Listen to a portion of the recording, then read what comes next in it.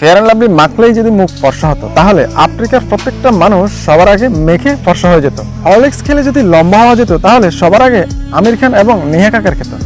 মাথায় ডাবর আমলা তেল মাখলে যদি চুল গজাতো তবে সবার আগে রজনীকান্তের মাথায় চুলে ভরা থাকতো। 7 আপ খেয়ে শরীর ঠান্ডা জল ডালার মতো শীতল হয়ে যেত তাহলে সবাই ঘরে ঘরে এসি না লাগিয়ে 7 আপের বোতল রাখতো।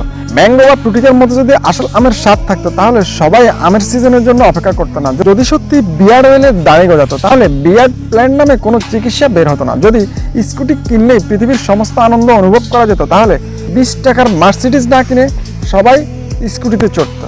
যদি কমপ্লেন খেলেই মাথার সমস্ত ব্রেন ফিরে আসতো তাহলে ফেল করা সমস্ত শিক্ষার্থী ভালো টিউশনে না খুঁজে কমপ্লেন খেত। যদি টিন্ডার দিয়ে পুরনো থালা বাসন মাজলে নতুনের মতো চকচক করত তাহলে সংসারে নতুন থালা বাসন না কিনে পুরনো থালা বাসনগুলো দিয়ে কাজ চালিয়ে দিত। যদি লাক্স সাবান গায়ে মাখলে সারাদিন পারফিউমের মতো সুগন্ধই বের হতো তাহলে মানুষ লাখ লাখ টাকা দিয়ে পারফিউম না কিনে সাবান দিয়েই কাজ চালাতো। যদি থামস আপ খেলে অ্যাডভেঞ্চার করা যেত তাহলে মানুষ আর কষ্ট করে হিমালয় চড়তো না। কোলগেট দিয়ে দাঁত ব্রাশ করলে যদি দাঁতের সমস্ত সমস্যার সমাধান হয়ে যেত তবে ডেন্টিস্ট নামের কোনো ডাক্তারই তৈরি হতো না পৃথিবীতে। যদি চুলে কলপ করলে বয়স কমে যেত তবে 70 বছরের বৃদ্ধ দাদু আর কোনোদিন বৃদ্ধ হতো না। যদি সার্ফ এক্সেল দিয়েই জামার কঠিনতম দাগ তোলা যেত তবে পেইন্টাররা আর বারবার জামা বদলাতো না।